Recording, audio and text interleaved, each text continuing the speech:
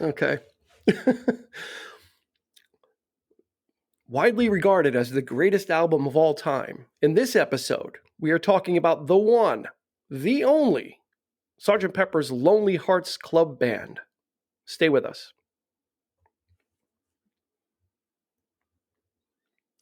Welcome to the 3324 podcast. If you are new, we appreciate you checking us out. And if you're returning, hey, welcome back. You can find us on your favorite podcast provider, so please go ahead and subscribe so you don't miss any future episodes. We are also on social media, so follow us on Facebook or Instagram at 3324 Podcast.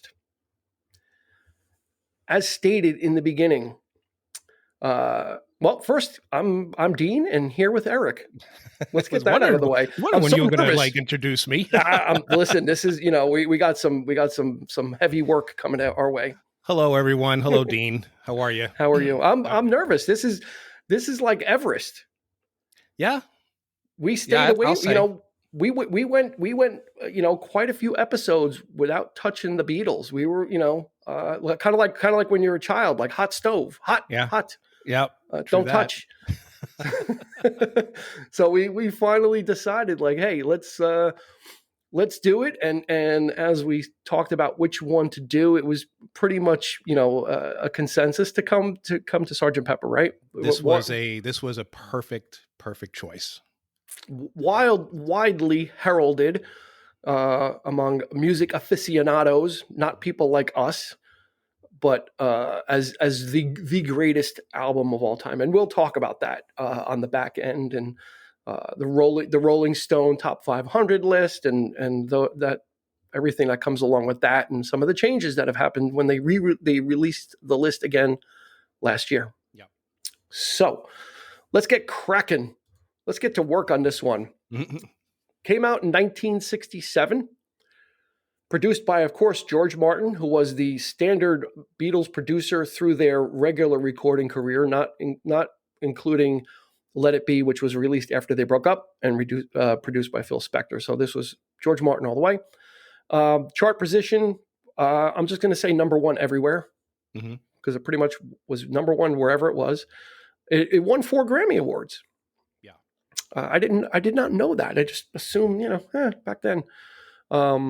And 1997, it went 11 times platinum, which is 11 million copies, but that was 97. So we're talking another 24 years since. So it's only gone higher than that. That's right. Yep.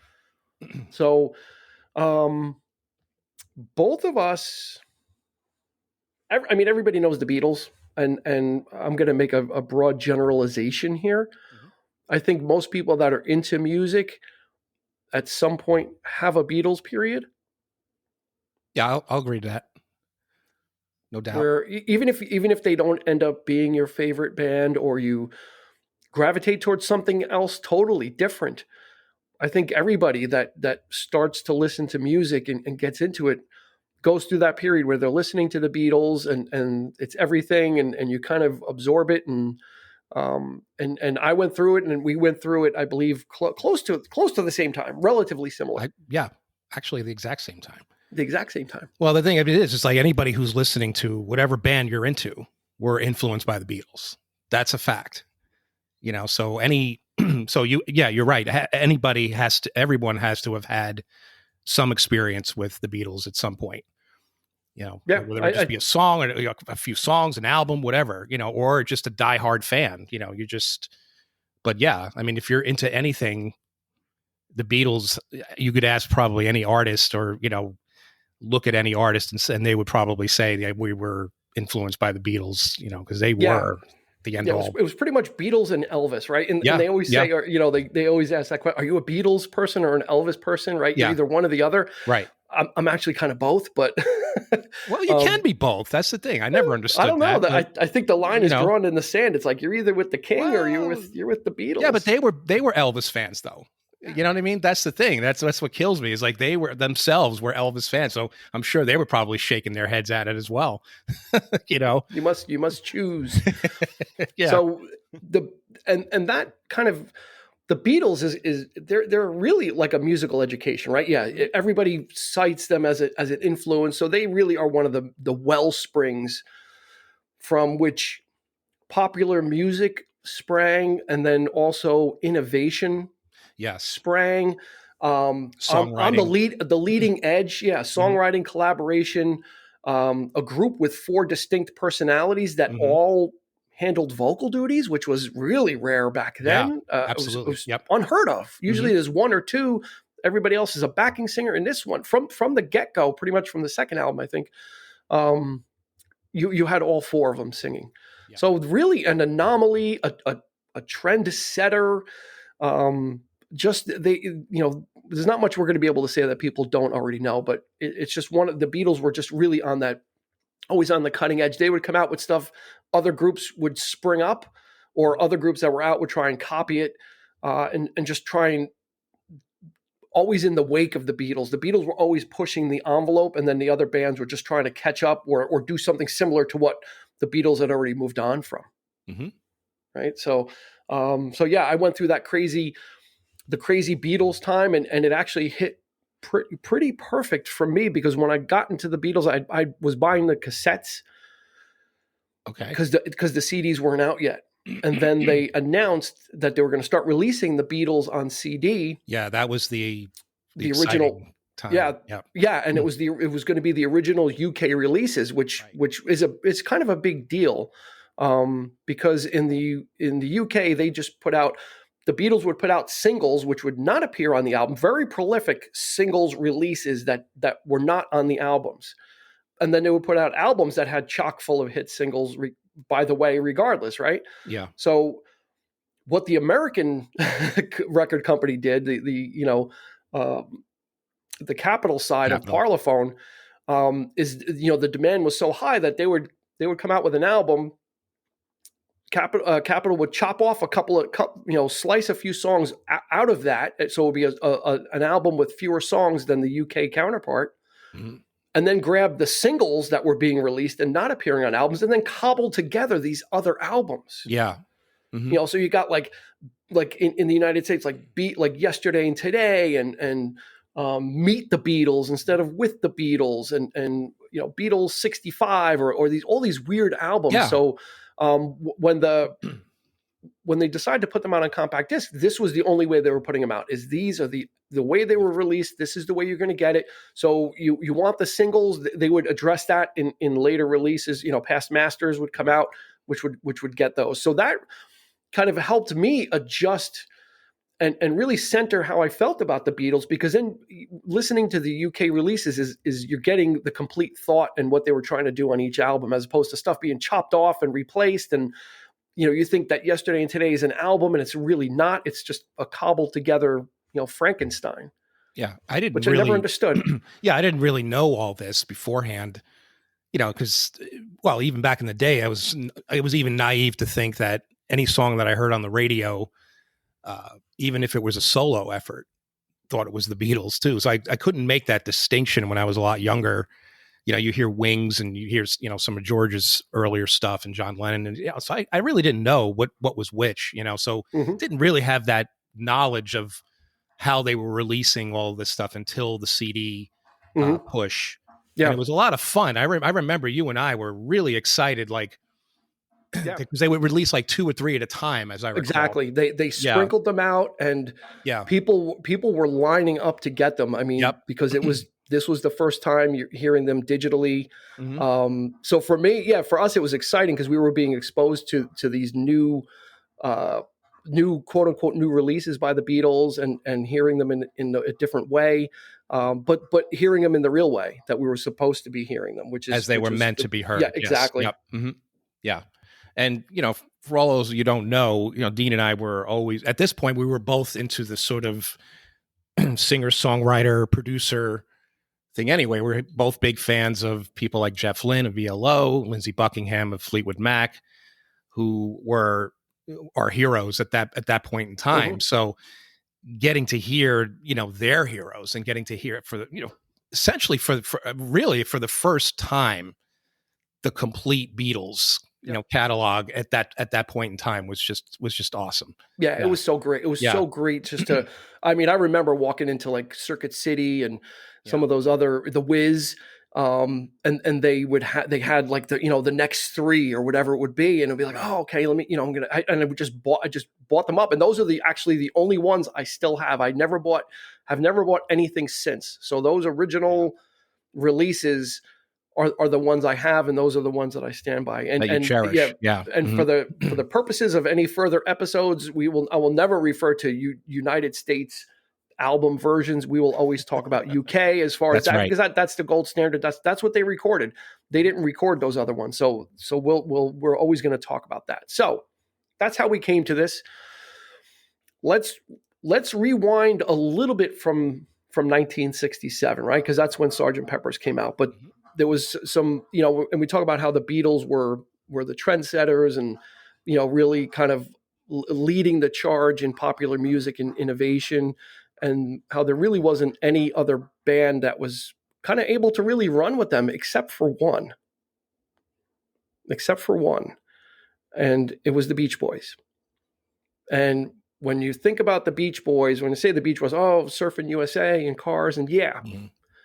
But in 66, that's not where the Beach Boys were at. So the Beach Boys, essentially the American counterparts to the Beatles, but encapsulated in Brian Wilson in one person, was pretty basically much, the Beatles. He was on the cutting edge of production techniques, of dealing with material that wasn't just surfing and cars and driving around. He was maturing, and he was, as much as he was influenced, because he states that his work on Pet Sounds was influenced by Rubber Soul, because he felt Rubber Soul was a complete thought by the band. Mm-hmm. It was a statement.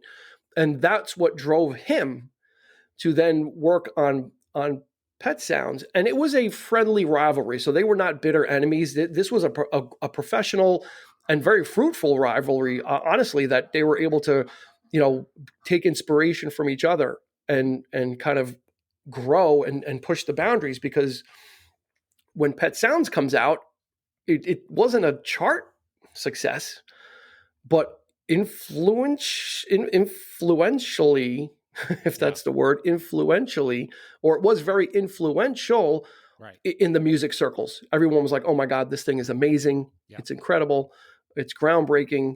And the Beatles also heard that. Well, Paul McCartney, so that was kind of like, he cites Pet Sounds as the, they actually topped us at this point. Yeah, that was the driver. And even George Martin said, if there's no Pet Sounds, there's no Sgt. Pepper. Mm-hmm. So you kind of have to, and thematically, and if you think, oh, let me go listen to Pet Sounds and I'll hear what Sgt. Pepper sounds like. Well, not really, because thematically and musically, they're nothing alike. That's right. They're not. They have nothing to do with each other as far as style. You're not going to hear, oh, I hear where they got this from Pet Sounds on Sgt. Pepper and vice versa. You're not going to hear any of that. It was just the impact that the album had, mm-hmm, and Brian Wilson's stretching of his producer muscles and of his songwriting muscles and what he was willing to experiment and using different instruments was what the inspiration was for the Beatles. That's probably the only common denominator right there, is the use of orchestration. Probably, maybe that might be the only link. Yeah, and production, and using instruments that were just not being employed with before in any of their music. So yeah. But that's about it. And the strange thing about it is that Brian Wilson stopped touring with the Beach Boys. I don't know, 64, 65, somewhere around there. He wanted to spend more time in the studio working on things. Yeah. August of 1966, the Beatles stopped touring. They don't want to tour anymore. They want to spend more time in the studio. So there are some parallels there too, mm-hmm, as mm-hmm, well. And then Revolver comes out in 66, which basically is an album that you would not be able to tour behind, right? It was so experimental, and really out there, and really starting to brush up against the psychedelia of the time, that they also had that intent of making music that you're not going to tour behind, that you can experiment with in the studio. Mm-hmm. I would say Revolver is probably a little bit closer to Pet Sounds than Sgt. Pepper would be. There is some experimentation with, like Eleanor Rigby. There's strings. There's that kind of thing. But unlike not every song, Mhm. so some of the songs it was more eclectic in that sense, but very a darker album. I think overall it was edgier. There wasn't a lot of sort of that poppy, the sort of warm pop that they were doing on Rubber Soul. Revolver was, yeah, they were experimenting with looping things, and like Tomorrow Never Knows is an absolute. It's, to me, that's like Good Vibrations Mhm. in itself. It is a miracle of recording. That's Yes. just that one song, and that would, of course, would carry over, and they would, the next album, the next project would be an entire album of that, pretty Yeah. much, in that sense, that sensibility of really expanding their horizons, and that Yeah, and that's and Sergeant seeing what Pepper. they could do, Yeah. and that was kind of Yep. Revolver was kind of flexing the muscles and Yeah.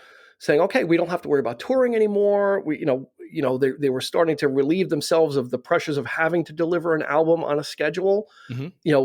With Sergeant Pepper, it wasn't like that. It was kind of like, they started to understand that they actually could control control the tastes Yeah. and influence pop music, and that they can now exert that power that they had instead of having to get into this thing of touring and record and touring records. Like, no, let's put the touring away. Let's spend some time in the studio. And, we're seeing Brian Wilson do it with the Beach Boys, and you see what comes out of it, what kind of inspiration, even though, again, musically, they are night and day.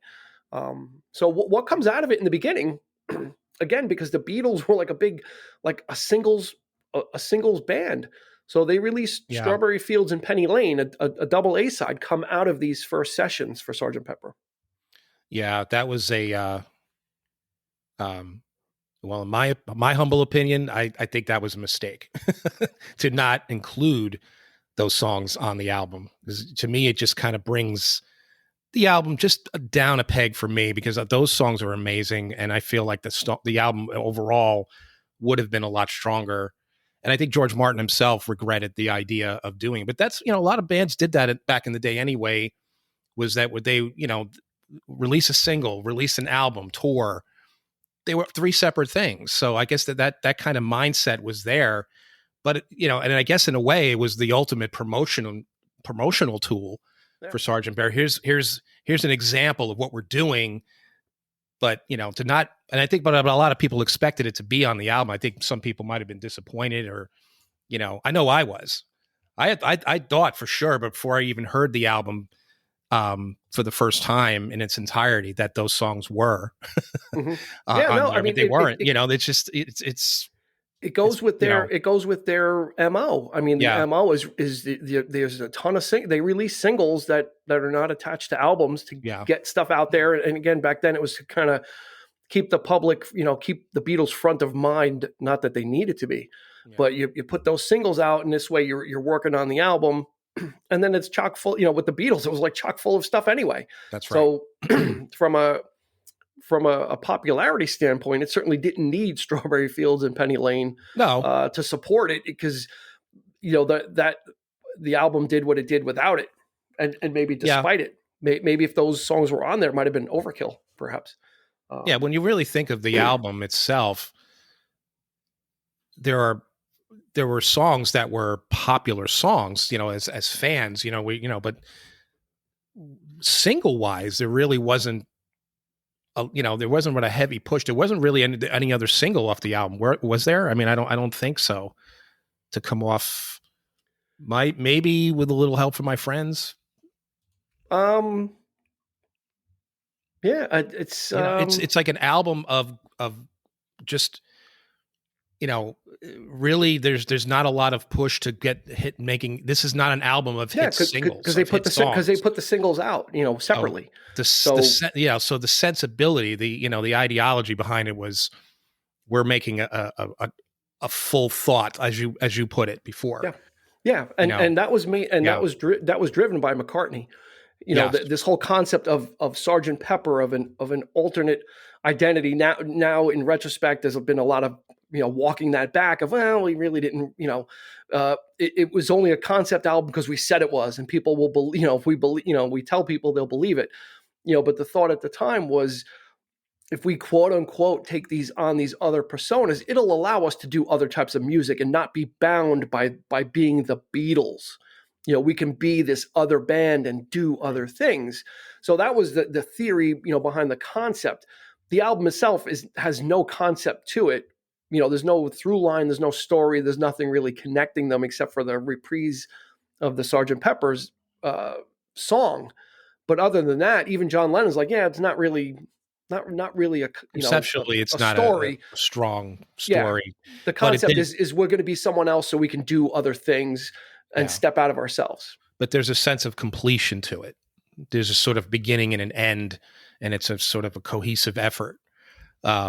It was considered one of the first progressive rock albums. I mean, it really pushed the boundaries, like, bands like Moody Blues and early ELO and of course, all the big guys like Yes and Genesis and all take their cue from this record. I mean, Pink Floyd would be doing stuff just a mere couple years after, Sgt. Pepper, and obviously taking those things leaps and bounds and that kind of thing. But it's just, Paul, so let me ask you this. If it was, do you consider Paul to be the absolute brainchild of this album? Absolutely. This was his idea after, he had taken some LSD. He was one of the last Beatles to do it, and I think he did it by himself. And kind of opened him up and kind of said, let's start looking at doing some different things. And if you look at the all you have to do is look at the track listing. Yeah, McCartney. He's got the most songs. Yeah, this is mostly McCartney. I mean, John Lennon is put it this way. George Harrison on Revolver had like 3 songs. Mm-hmm.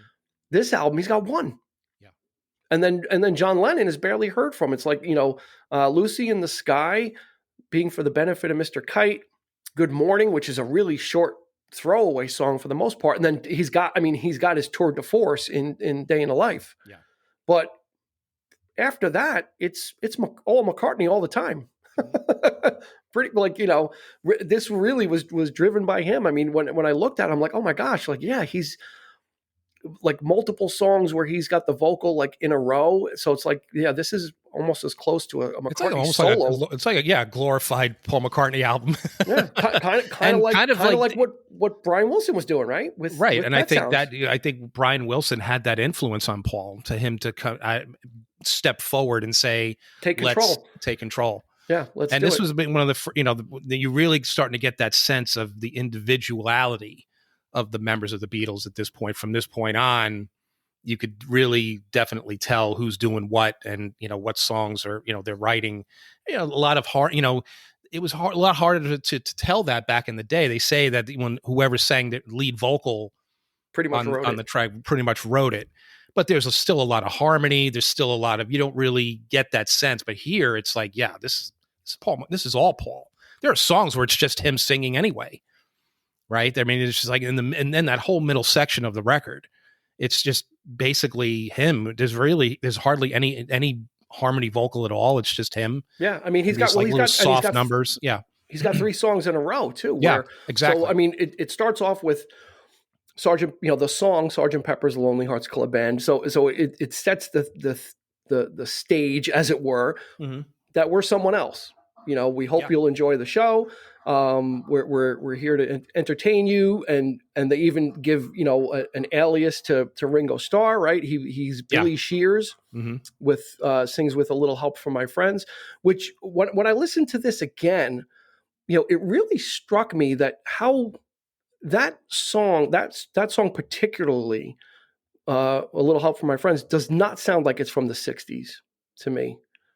It has a timeless sound. There's nothing about that particular song that is dated like the other ones might be, that they sound, psychedelic and this and that and the other thing. But with A Little Help from my Friends, to me, sounds like it could have been from the 70s. Could have sounded like a Ringo solo song almost. That's interesting. Yeah, I never thought of it, but yeah. It's just one of those, Yeah. That's an interesting point. Especially when you Yeah. contrast it with Lucy in the Sky with Diamonds, which Sure. Yeah. firmly is planted in the 60s. It really is. And LSD. Yeah. you hit it, you hit the nail on the head with you about the Beatles starting to kind of take different pathways, and you can really start to hear the difference. This is John Lennon really starting with the wordplay and the abstract lyrics. Mm-hmm. Is it about LSD? I don't know. Everyone wants to read something into it. It's just total psychedelia is what it Yeah. is. I mean, Right. it's just absolutely him really kind of fooling with words in a way that McCartney doesn't. Mm-hmm. Yeah. It's like taking the drug, and Lennon was already pretty much breaking the fourth wall and saying, I'm going to write some nonsensical lyrics, and think of it what you will, but that's the point of the song. It's an experiment, so the miracle of this record for me is, at this point, they were still recording on 4 tracks. Yeah. And a lot of mixing, a lot of bouncing. I could not, when you hear this album, and it sounds like it's in stereo from the get-go. I mean, it's warm, it's full. What they were able to achieve on 4 tracks, with the various speeds and all that, the sort of back and forth, and my goodness, it's just it's a miracle. And then just a few couple months later, 8-track would be introduced in England for the first time. They weren't using 8-track yet in England. I mean, in America, yeah. Tom Dowd, producer in America, he was, he had already got Ray Charles doing 8-track recording and all that kind of stuff in America. Why the Beatles didn't, take that on right away is interesting. Like George Martin didn't think to do that yet. Was interesting to me. Yeah. The studio actually became another instrument to be played. Yes. And that was what they started on Revolver. That's where that was kind of like the minor leagues, and what can we do with varying tape speeds and looping and bouncing, mixing down a whole bunch of tracks onto one. So we've got 3 other ones, then we can mix more onto. Right. This is the realization of that. This Incredible. is the realization of using the studio as an instrument also, and how can we get the most out of it, except for as a device just to record sound. That's right. What are we going to do with this to use it to its fullest extent, more than just plugging a microphone into it to record, which is what Brian Wilson didn't do with Pet Sounds. He would fool around later, but he used the studio in a different way. So the Beatles were taking that inspiration and saying, well, what can we do, that's in our wheelhouse, especially since they were fooling around with it in Revolver. This is the next expression of that, honestly. Yeah. Yep. So you get after Lucy in the Sky with Diamonds, you get Getting Better. So you start like the Paul McCartney triple play of of Getting Better, which is just it's a really good. I love the bass line in this song. It's an up-tempo song, but God, the lyrics get dark. Yeah. The lyrics get and they get a little dark about, first it's kind of getting better. I had some problems, but things are getting better. And then it's kind of like, I used to be cruel to my woman. I beat her, kept her apart from the thing. That's kind of like, but then he's like, but it's getting better. So it's almost kind of like, I don't know. I don't know if we can still forgive you for that though. You know what I mean? Right. Yep. A lot of the stuff on this album lyrically, yeah, you're right. It's dark, but to me, it almost evokes what he would end up doing with Wings in the 70s. I mean, it's pretty much ahead of its time already, right? Do you agree?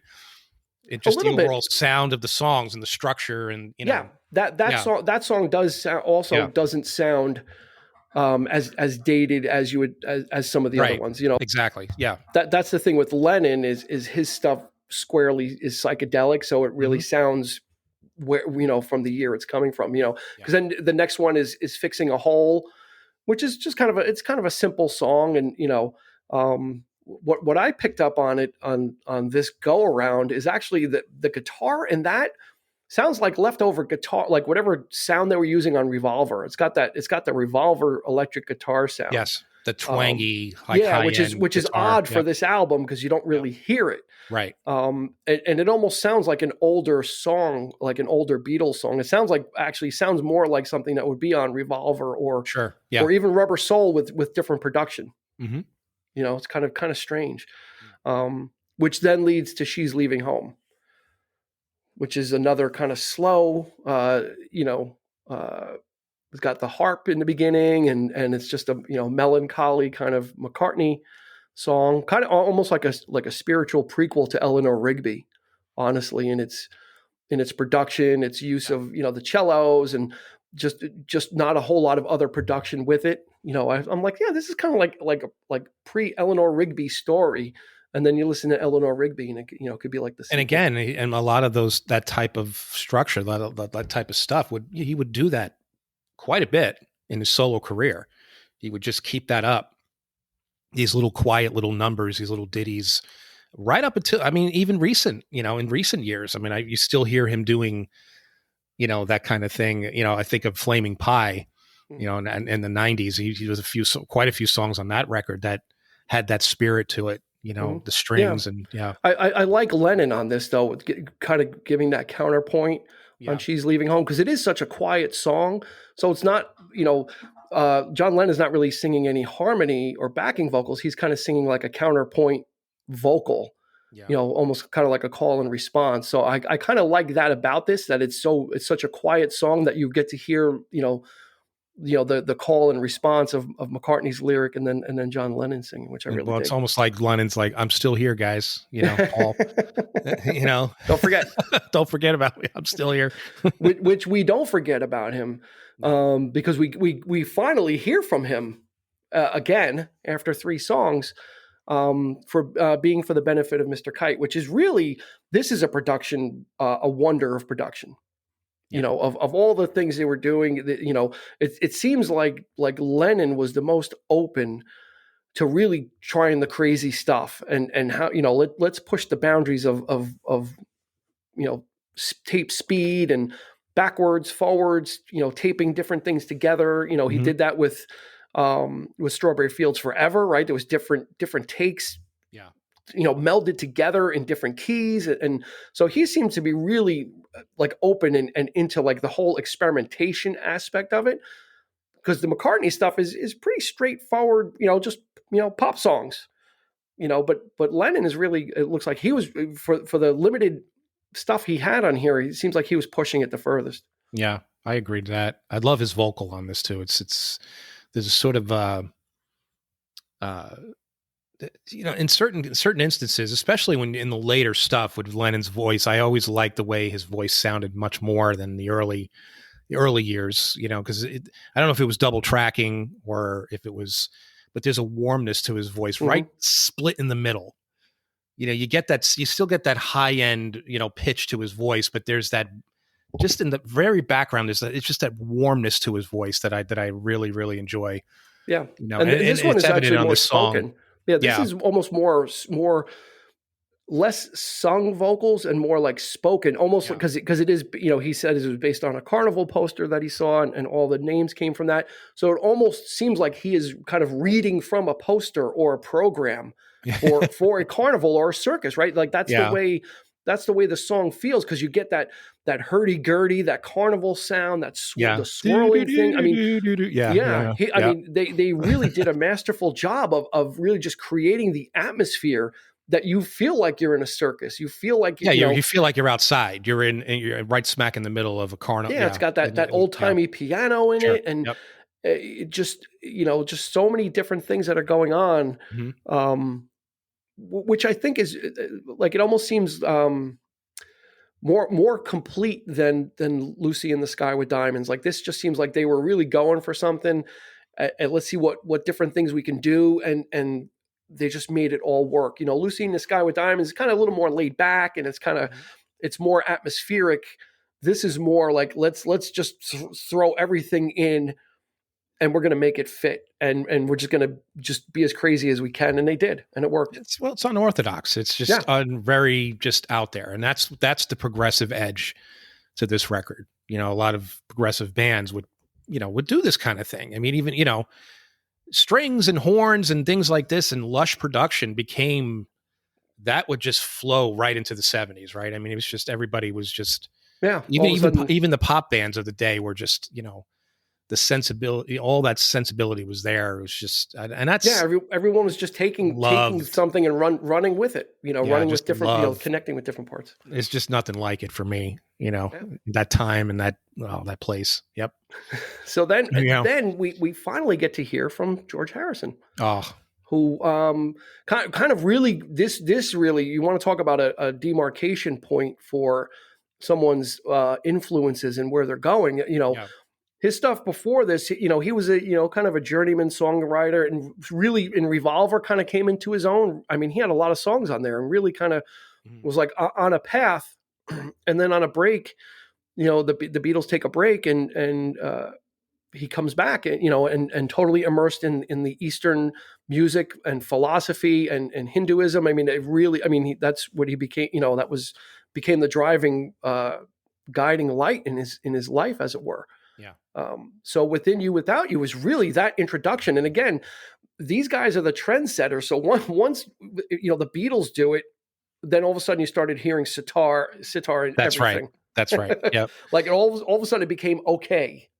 He did write one. Was it Inner Light supposed to be on this record? No, I don't think think it was. Did he write that for this album? And George Martin was like, that's not as interesting. And then he wrote, give me something else.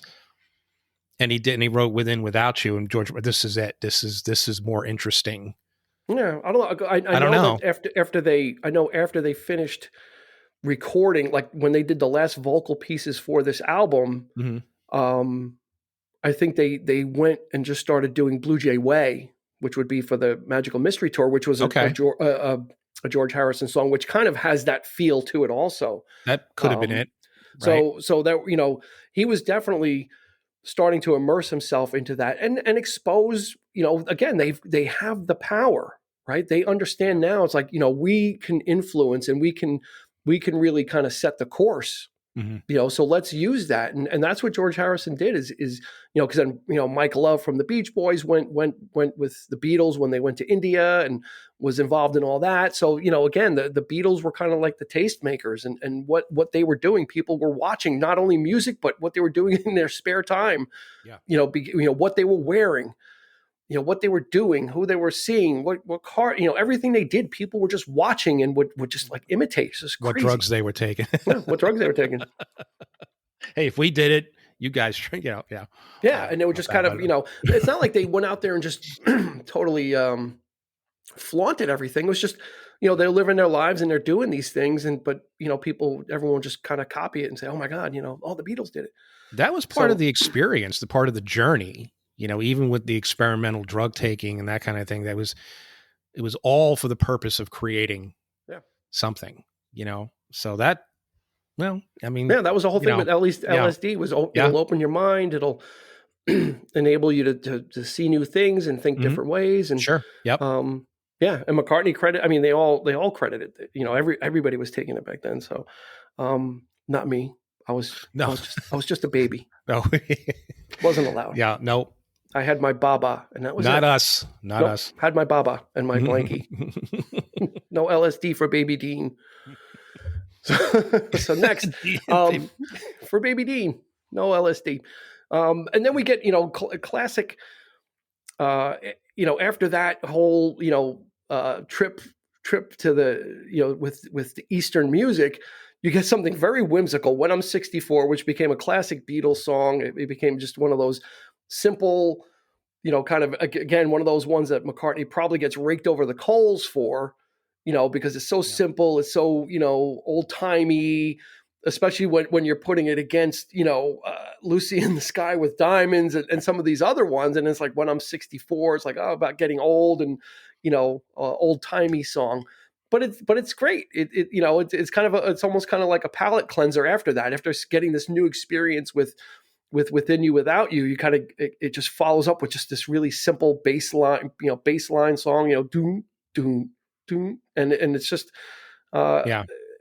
probably perfectly placed. Yeah, I think the so. album. I think so. And the thing about this song too is like a lot of these older artists today would be doing songs like this today, and because they're going back to their revisiting their childhood. This is the kind of stuff we used to hear on the radio, and this like old timey. McCartney was already doing it. He was Yeah. writing a brand new song that speaks to that at that time. Yeah. You know, And that's that's the divide. amazing.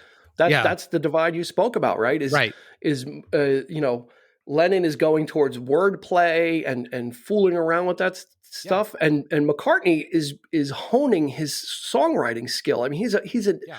he's an expert songwriter. That's the thing, and there's nothing wrong with that. He's an expert pop Mhm. songwriter. Like he knows, you know, how to do it, and just the, you know, he's probably the only one that can get away with this kind of stuff. Mhm. Like if John Lennon did a song like that, it would be like jokey. It would almost be like he's putting us on. But Yeah. you know, McCartney can sell it because he's got that gentleness to him also that he can kind of use. You know, in his songwriting, you know, his songs were never as biting anyway in the way that Lennon's are. Yeah. So he's able to kind of go into that territory with that gentler stuff and kind of get away with it, you know, Right. and people and have people like, yeah, this is, you know, this is a part of it because you're going to get the more, you know, the weirder stuff with Lennon anyway. And that's the beauty of the Beatles is you had four types of musicians. And at this point starting to really splinter. So it wasn't like they were all just writing, you know, I'm happy just to dance with you and I want to hold your hand and, you know, Mhm. all that kind of stuff. You know, now that at this point you're starting to get four individual artists. That's right. And I think I know John Lennon wasn't a fan of the song. He's not a fan of any of the hokey stuff that McCartney does. Yesterday. I mean, we could probably do a show on called Hokey McCartney. That's right. That's right. He's the alternate Well, Wilbury. again, he would evoke again. He would repeat himself in that in with the Wings era songs like "You Gave Me the Answer." It's the same kind of like that old woo doo doo doo. You know, kind of like with the He's not afraid to go there. No, he's not.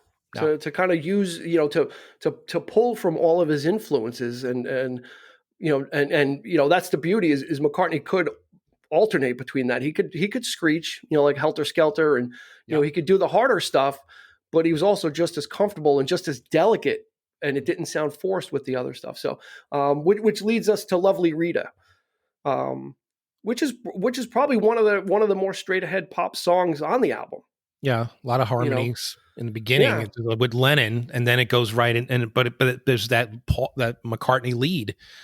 You know, it's like it's again, it's you know, he rules this album using the kazoo. Yeah, yeah. You know, they're just like throwing it. You know, it must have been a really interesting time for them where they realized that we can just do whatever we want.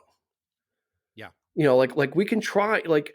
You know, they came up, you know, in the early days where you know, here's your producer and he's going to tell you what you're going to record and to within a span of, you know, 5 albums or whatever, being like, no, you know, we want to do this, we want to do that. And then George Martin became the facilitator of that and figuring out how we're going to do this, you know, as opposed to George Martin telling them this is how we record and this is what his we need input, to do. You know, it reversed the roles. Right. His guidance, you know, he would take a step back from that and let them do their thing. Yeah. And you're right. He would be like, oh, I need to fight. Yeah. He became like the facilitator, you know, of it, you know, of how to get these sounds and what they were trying to do. So he's as much as responsible for it and helping to develop them into those musicians too. If it wasn't for him, any other producer could have been a totally different story that he was just so low key, but in control, but then also understanding that, you know, as they grew, that his role kind of changed a little bit and again became like that facilitator of here's what we want to do, how can we get it done, you know. Sure. And then after Lovely Rita, we hear from John Lennon again with Good Morning, which is kind of like a throwaway song. I like it. It's one of Lennon's less psychedelic songs on this album. It's a little more poppier as far as John Lennon goes. You think? Yeah. It almost sounds like to me he's trying to evoke Paul McCartney. Think so? I think so. I think he's like maybe taking a stab at like doing that kind of hokey kind of thing, you know. Well, he said it was inspired by a cornflakes or a cereal commercial. Okay. The melody of it. So, you know, again, he gets his inspiration from again, they're coming from the oddest things. He sees a carnival poster. Oh, there's a song. You know, he sees a cornflakes commercial. Oh, there's a song. So he's wired a little bit differently, but not just as effective. Mm-hmm. Just as effective. Yeah. So then after that, you kind of, you know, the way Good Morning kind of fades out, it doesn't really fade out. It's kind of like you start hearing like different animals and roosters and crowing and all this weird stuff. And then it kind of shifts into like an electric guitar note. And then we get the Sgt. Pepper reprise where we get a revisitation of the Sgt. Pepper's Lonely Hearts Club Band song. It's definitely more up tempo. It's a little quicker. And they close it out there. And normally, right, if it's a concept album, we kind of talked about this with Billy Joel with The Stranger, how the second song called back to the last song on the Stranger album. Well, in this case, the first song calls back to the second to the last song. That's right. Yeah. Which I guess does close out the album. And then what happens afterwards is something outside of it. Because it almost feels like that. So as the Sgt. Pepper reprise kind of fades out, we get A Day in the Life, which is probably Lennon's probably one of his best known songs as a Beatle. And it's just something totally different than anything you get on the rest of the album. That's right. It's like an epilogue kind of piece. It is odd. It's sort of, it is just, and it's gorgeous. It's a great song, Yeah. It's just a beautiful piece. And then it's got like it's got a great John Lennon vocal, and then it starts to build up, and you get like this crescendo of a piano and swirling strings, and then you get this middle part, the bridge, which was another song. Yeah, it was two, and they combined the two songs. So this is literally a Lennon McCartney song. If you think about it, it's like they really collaborated on. They put the two together. And it's the first, really the time you feel like you get a sense of them actually putting their heads together and saying, "Hey, let's do something together here." Yeah. As opposed to I record my songs and you play on it, and I'll record your songs, and vice versa. Yeah. This I don't know who really them highlighting that.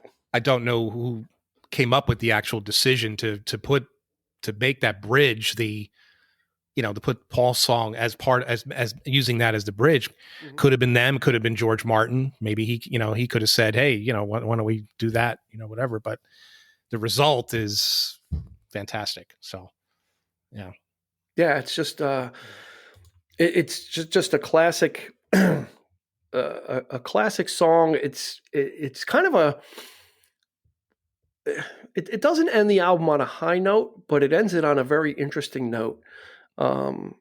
Because it really is kind of an epic song. As far as the Beatles go, it's there's not really too many songs that are like that for the most part. Again, it's melancholy, it's sad, it's reflective, it's and the production work, everything that they were going for, and that how it ends. Everybody hits that E chord at the end. It's like three pianos, and they crank all the monitors up so they can get that note ringing for as long as they can. The longest note in recording history, right? I think they said they had everything turned up so much you could hear like the air conditioners like in the background if you listen, because it was like they needed this note to like ring forever. And that's why they had, I think it was Paul McCartney, Ringo Starr, and I think Mal Evans, who was like a Beatles assistant, had them all like wail on three different pianos the same chord to get the biggest sound. And then after that, if you've got the album, they did it on the CD. But on vinyl, they have what's called the run out groove. And what it's supposed to do is, it's just when the album ends, it's just, if you don't have an automatic turntable, that run out groove will just keep playing so that the needle doesn't hit the label. So they had put in a little snippet of just gibberish. It's kind of like, it sounds like backward stuff and there's all kinds of weirdness. And if you didn't have an automatic turntable, that run out groove, that thing would play. It would just keep playing. It would not stop unless you got up and took the needle off. And I'm sure back then, if people are taking the trip that the Beatles took, that A, must have freaked them out, and B, they maybe jumped up and got that needle off the record really quick, because it's just really bizarre. Yeah, that could drive you nuts. They did put it on the CD, but they faded it. They faded out, just kind of like, oh, that's kind of weird. but what it reminded me of, it actually kind of harkened back a little bit to the end of Pet Sounds, because you have for the track listing, there is a song on Pet Sounds called Pet Sounds. It's an instrumental. It's the second to last song on the album. Mm-hmm. And then the next song is Caroline No, which is a slow, pensive song, and it's actually credited as Brian Wilson's solo. And then when that song ends, which is just a really slow ballad, you get the sound of a train coming, like a train roaring by, and dogs barking, and just nothing. It has nothing to do with the song itself. Right. It's just this weird piece at the end. And I can't help but think that they heard that and said, we got to do something weird as well, because I'm sure. it's too coincidental that I'm sure that's the album they're influenced by, their last song has this weird piece on it, and they're going to one up them by saying, let's put it in the Red Out groove so it never stops and really freak people out. No, I totally, I believe that 100%. Yeah, so it's got to be. So when we get to our Pet Sounds show, we'll talk just a little bit about Sgt. Pepper. just a little. Just a little. We'll spend a lot more time on Pet Sounds, but definitely, like I said, go check out Pet Sounds, because it's nothing to do with this, but they are spiritually connected, and in more ways than one, which we're going to get to. We're going to get to now. So, in closing out this about the album, do you have a favorite song? I do, and my favorite song is "A Day in the Life." There you go. The last one. The last one. The last one. That's, what?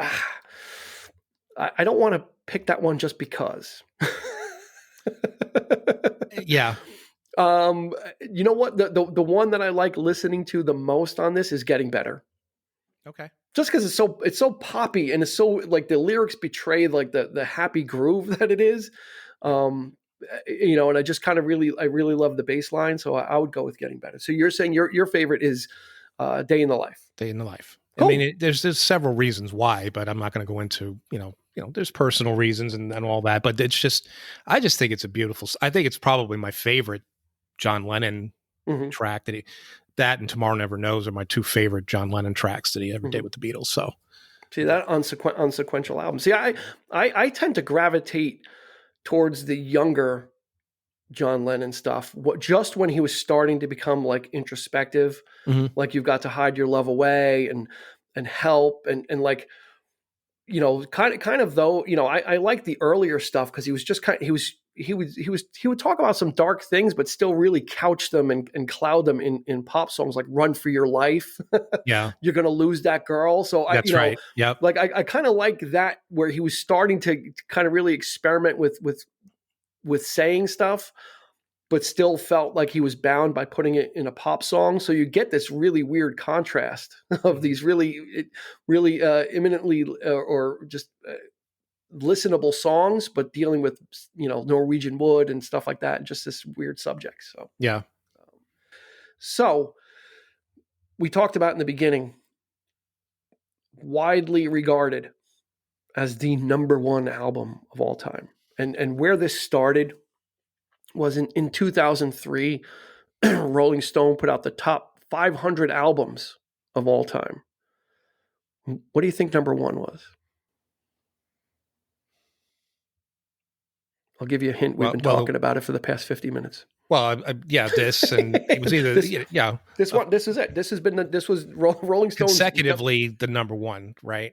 Yeah, this has been since two. They didn't update the list very often, or if at all. It was kind of like here's Rolling Stone, which is kind of like the last word on music, or some people might feel differently, but the number one top 500 albums, this was number one, and that kind of cemented right there the legend, right? That kind of like immortalized and said, well, this has got to be the number one album, and after that, it just grew in its legendary status of being this influential album. It's the top. It is the best that the Beatles were, perhaps. You can make a case for it. So that they stayed there, right? So that came out in 2003. The list. Rolling Stone updated the list last year in 2020. What is the number one album? I'll give you a hint. It is not. It's It's not not the Sergeant album we've Pepper. been No. talking about for the past 50 minutes. Pet Sounds. No, not Pet Sounds. Marvin Gaye, What's Going On? Really? Yes, which was previously number 6. So it was there. It was in there. But that has been now, declared as the greatest album in the top 500 in Rolling Stone. And Sgt. Pepper dropped to number 24. Ironically enough, and Most Abbey likely. Road, which was not in the top 10, is now in the top 10. Well, I'm not surprised with it, the political climate that what's going on would Just rise more to, inclusion. In the first go around in 2003, the first female artist wasn't until number 30, was Joni Mitchell.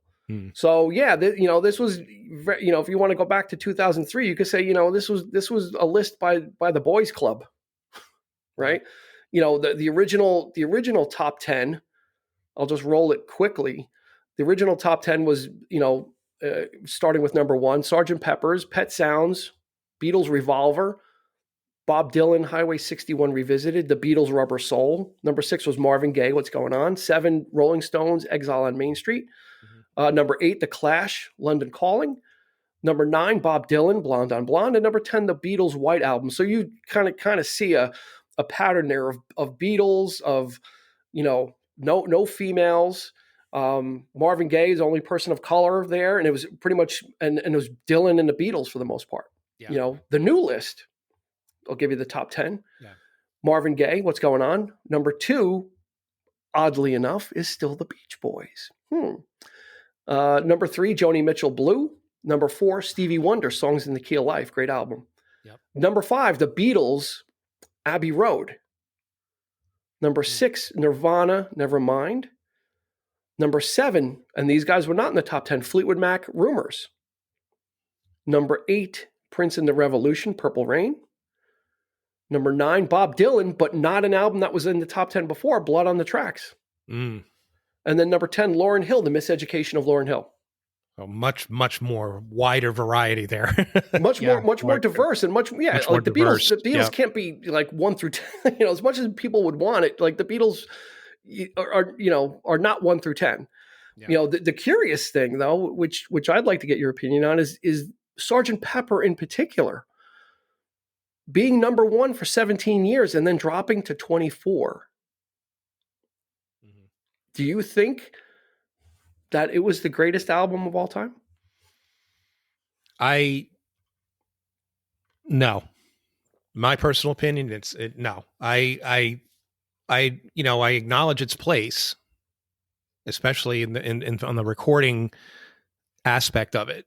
But personally speaking, for my money, I think Pet Sounds is probably the best album. Look at you, bucking for a raise. No. Well, we don't get paid to do this anyway.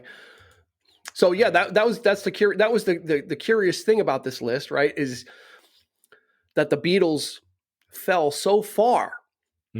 Meanwhile, but other albums had increased, right? And again, hindsight, and things change, and Abbey Road like surged to the top 10, but Pet Sounds stayed at number 2. So is it better to stay at number 2 than to be number 1 and then get knocked all the way down? Well, consistently in the top 5. I mean, sure, and to be knocked out of the number 1 spot, that's the rough. Beatles were, down to 24. Pet Sounds has been number 2 the whole, whole ride now, right? That hasn't changed. So I guess what I'm getting at is the perception of Sgt. Pepper has changed, but the perception of Pet Sounds has not. No. Right? Like Pet Sounds is able to stand exactly where it was. And it did not shift. It did not move from its spot. Well, not to say, I'm sure we're going to be covering Pet Sounds at some point, but not to, you think? But for me, the whole Pet Sounds to me is just timeless. The song, I mean, it's about a life. I mean, it's about anyone's life. Yeah. It's a trajectory of one's life. You know, you I don't know. going through I mean, love and breakup and all of this, kind of real personal stuff. And I think anybody can relate to it, no matter sure. what you're into, what the album's about. Mhm. It speaks to everyone, I think, But it's not number one. but it's not number one, But it's not number one. but it So should be. so you think it should be? I think it should Um, be I mean, at some I'm point. jaded too, right? I would probably say that, but you know what? I'm okay with I'm okay with Pet Sounds being number two if Sergeant Pepper's number one. Because I think they kind of they go hand in hand, and a lot of people don't realize that, right? They kind of they don't realize the history that those two bands have, because it's very easy to dismiss the Beach Boys as fun and California Girls, and this is not what when they talk about the influence of Pet Sounds, that's not what they're talking about. Something different happened on Pet Sounds. So I think if you're going to have Pet Sounds as number two, then almost by default the next evolution of what was going on should be number one. Theoretically, in my book, is if you're going to have Pet Sounds as being number two, that was the inspiration for Sergeant Pepper, then Sergeant Pepper should be number one. I guess that's how I'm looking at it, is the two connected, and Yeah. and not being able to separate them.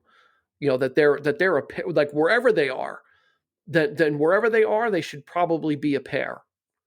Although I don't think Pet Okay. Sounds would be That's 25 fair. and Sergeant Pepper would be 24. I get you. You know, That makes sense. they're linked. Hmm. Like I said, not musically, but because of the impact that each one had, and Pet Sounds only now is like Sergeant Pepper's been getting its due forever.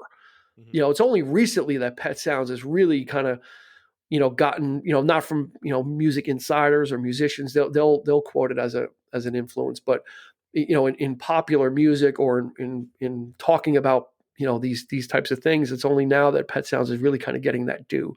But Hmm. Sergeant Pepper earned it. I mean, they took that and ran with it. I mean, and you've got this gorgeous piece of art, right? The cover, the artwork, you have a whole package, the Sergeant Pepper album. It's a complete. You're getting a complete thing, from the album artwork to the back cover, to the open, the gatefold, and then to the wonderful music that's inside that takes you on a different journey. Hmm. And the Beatles would only splinter after this even further. So this is kind of like you know you could say Abbey Road was the last hurrah, honestly, but this was the last hurrah before they splintered and tried to come back Well, together again. this was them at their creative peak, Yeah. you know, and then yeah, later on they would just sort of. You're They were right. They just splintered. like on this album, they were just together enough Mhm. to still kind of kind of cohesive. And then after this, because the next release was the White Album, and they were just all over the place. Everybody was just doing whatever, working with whomever, Yeah, it recording wasn't stuff on their own. Ringo right. quit and came back. I Right. mean, it just became a mess at that point. So this is kind of like that cutoff point of the last kind of great Beatles album, with the Beatles not fighting and not at each other's throats, and trying to pull it together one last time like they did with Abbey Road. Do you think that explains why John Lennon has so few songs on it? I don't know. That's from what I read, he was not Yeah. dissatisfied with it. I mean, he in later interviews, he didn't, he's like, yeah, the Pepper thing was kind of a put on, and we just, we said it, we said it so people believe it. But no, I mean, if you think, I mean, he had Strawberry Fields Forever also. So if you're talking about would it have been on the album, perhaps. Um, but it was largely driven by McCartney. I mean, sometimes somebody has to be the driver. If there's an idea, someone's got to be like the one Yeah. behind it, for better or for worse. Say Kilroy was here with Styx. Dennis, like someone's got to be the guy that's going to fall on the sword, right? Yeah. For better or for worse. So this was McCartney's thing of let's kind of use this concept to kind of free ourselves. And I don't know if that's maybe, yeah. I think Lennon had done a movie just before that, How I Won the War. So who knows what he had available. True. But but yeah, it was just kind of a largely a passion thing for McCartney, and it paid off. I mean, this is the one. We You get a just sense of like this sort of restlessness to McCartney at this point. He did his sort of arguably his most creative thing here, and then after that he would be wanting, I think, Beck to get back onto the stage. He always got the sense that he was the rock star of the group. He was always looking to get back out there live, and the rest of the band just didn't follow suit. Yeah, Harrison was done with touring, and Lennon was definitely done with touring, and Harrison was ready to leave the band too. He's like, I don't want to be doing this touring stuff anymore. Right. It's kind of like, you get tired. Again, that couldn't have been any kind of life for them. So yeah, this is what happens is when you unshackle yourself from those things and allow yourself to be creative, you get something like Sgt. Pepper's Lonely Hearts Club Band, which is just absolutely amazing. It's just, it was great listening to it again. It's one of those ones that when it comes to Beatles albums, I don't listen to that much. Usually it's like Rubber Soul all day, all night. So I hadn't sat down and listened to this like proper. And it was actually really great to listen to it in sequence and not just hear with a little help from my friends or Day in the Life separate, because you still hear those all over the place. But it was just kind of nice to get that whole experience again and get caught up in what they were trying to do. Just like when you listen to Pet Sounds, you really need to listen to it in one sitting. And that's the way this is too, is you kind of need to, you can't really pick and choose. You're not going to listen to Lovely Rita. No, you don't on its own. Pick. You got to kind of take the whole thing. You got to and go on the whole journey. And that's right. So, to kind of tie this up, that is actually a good way to tie it up, is if you're going on like, if you're out driving and you're going to be on the road for a while, or you've got just like a half hour to devote, just put this on and just listen to it straight through. And you'll kind of really get, like I said, it's not a concept album that you have to pay attention to a story with, or there's something that's going to make demands on you. It's just more the concept is what are they doing in the studio, and how can they expand their art? And that's really what this is. This is really a piece of art that they put out, between the album cover and the music inside. It's just a total art statement. Like we said before, a complete thought. A complete thought. That's right. And we've just given you our this is what's called a segue. And we've just given you our complete thought. That's right. on the Beatles, Sgt. Pepper's Lonely Hearts Club Band, formerly the #1 album of all time, no longer. Now it's sitting pretty at number 24, which is way down in the gallows. But Abbey Road is holding a place in the top 10. So we hope you enjoyed this trip with us. It's back to 1967, and this album kicked off what would be known as the Summer of Love also. So that was another big thing that this album did, is just really kicked off the psychedelic revolution, as it were. So go check it out. It's a great album. It is a Beatles masterpiece. It is unlike anything that they did before, and it is unlike, and you could say that about every Beatles album. Honestly, each one is unlike anything they had done before or after. None of them sound the same. But this one really is the centerpiece of their career, and it is the one that is most put up on the pedestal. So if you're new to the Beatles, and you only know the hits, spin Sgt. Pepper's. If you haven't listened to the Beatles in a while, put this one back on and just give the whole thing a ride, and you'll really enjoy it. And actually on streaming services, there's some really high quality, either stereo masters or mono. So you can pick your poison, whatever you like to listen to, you can check it out. And then they've got a lot of studio stuff, and you want to hear some demos, it's all there for you. That's the beauty of streaming music is you've got it. So that's going to do it for this episode. So for Eric, I'm Dean. You've been listening to the 3324 podcast. We appreciate your support. You can find us on social media, Instagram, Facebook at 3324 podcast. And we will see you on the flip side.